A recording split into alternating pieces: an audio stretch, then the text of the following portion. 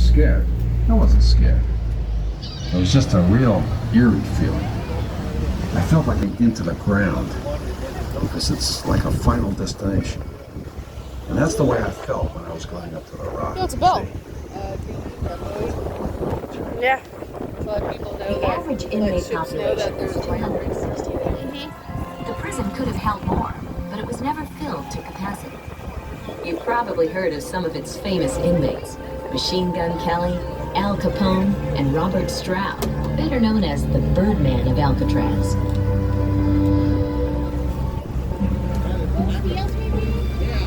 Inmates spent most of their time in their cells or at their work assignments. The If prison they has did some escape, they have a to furniture swim. shop, a place where the inmates Even if make lunches, they and did a escape, shop. they would have to swim. Other work assignments, like the laundry, kept the place running. You can see some of the laundry buildings along the shoreline. Above them, on top of the hill, is the prison's water tower. Alcatraz really is a rock. It has no water of its own, so even today it has to be shipped over from the mainland. A big building way up on top of the hill. That's the cell block. Inside are rows and rows of dismal cells. So small a man could barely stretch out in them. Rules were strict.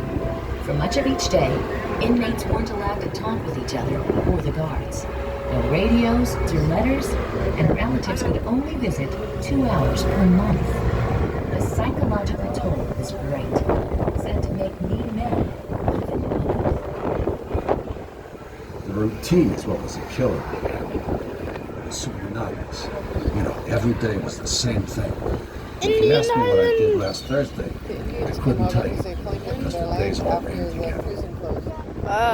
There were a lot of guards at Alcatraz. It's my In land. fact, one for every 3 Part Indian. inmates. Prison guard Maurice Yeah, Morris part Indian. Ordway worked at Uh-huh. Alcatraz almost the entire time it was in operation.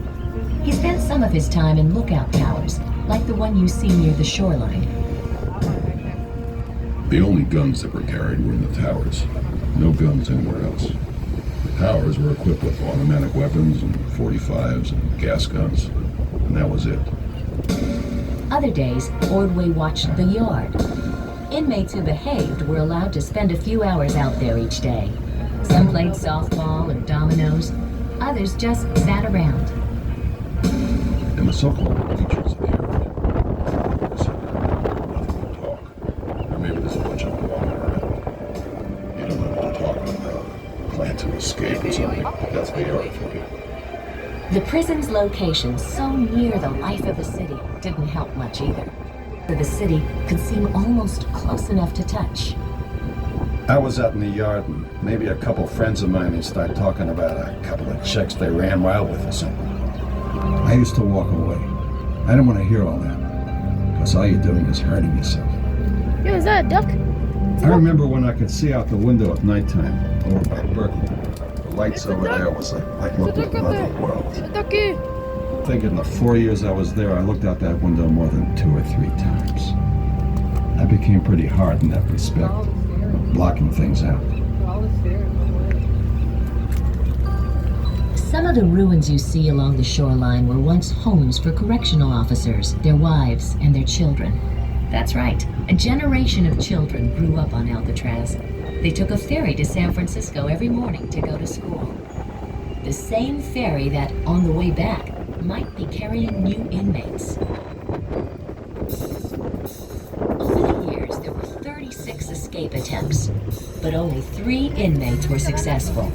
They were the Anglin brothers, who escaped in 1962 by using kitchen spoons to spread the bars of ventilators on the back of their cells.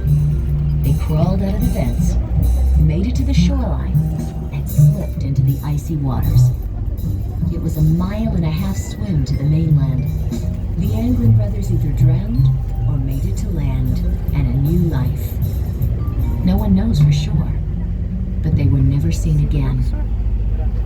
Ironically, dozens of hardy swimmers now cross this distance regularly in competitions such as the yearly Escape from Alcatraz swim.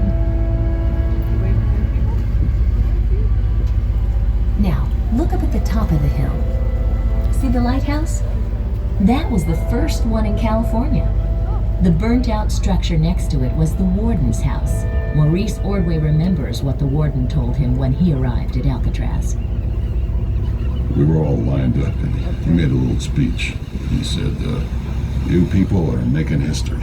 Don't ever forget it. This place will go down in history as one of the most popular prisons that will ever be open." Alcatraz cost a lot to keep open, so the government closed it in 1963.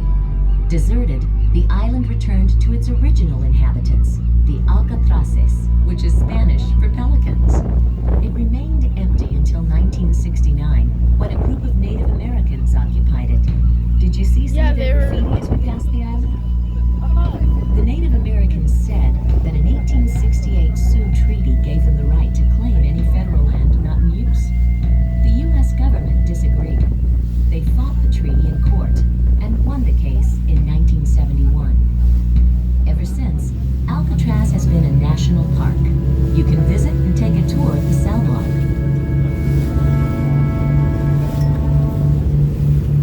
For maritime security reasons, we will need to close the restrooms 10 minutes prior to landing at Pier 43½. If needed, please be sure to use the restrooms now.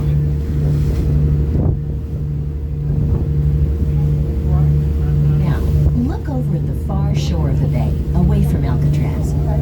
Those hills in the distance are the East Bay. Directly ahead along the East Bay shoreline is the town of Berkeley, the home of the original campus of the University of California, one of the most respected public university systems in the world. Clear day, you can see the slender tower, which is the Campanile, the bell tower that serenades the student body every day. To the right of Berkeley is the city of Oakland, one of the busiest shipping ports on the West Coast. The hills above both towns were the scene of another part of life in California, wildfire. After the long, dry summers around here, the native grasses are tender, waiting to be torched by the slightest spark. On a bright October afternoon in 1991, that's just what happened. Within minutes, the sky had turned a dark, smoky black. Sheets of fire rolled down the hills in waves. Many people had no warning and were forced to run from their homes. Pulling trees exploded, and pieces of cars melted and ran into the gutter. Burning debris blew across the bay, and covered houses and buildings Was it Creek area? When the smoke cleared, almost 3,500 homes were destroyed. Many families lost everything they had. And some were lost. It was the largest Especially in like Empire. the neighborhoods Oh, within I- the village stopped. Ahead of us now, you'll see another magnificent bridge. That's the San Francisco Oakland Bay Bridge. It opened in 1936, a year before the Golden Gate. The Bay Bridge connects downtown San Francisco to Oh, Oakland, and a now they got distance like of a 8 couple homeless miles. people that be like, You can't tell by looking at it, but it's really 2 bridges plus a tunnel.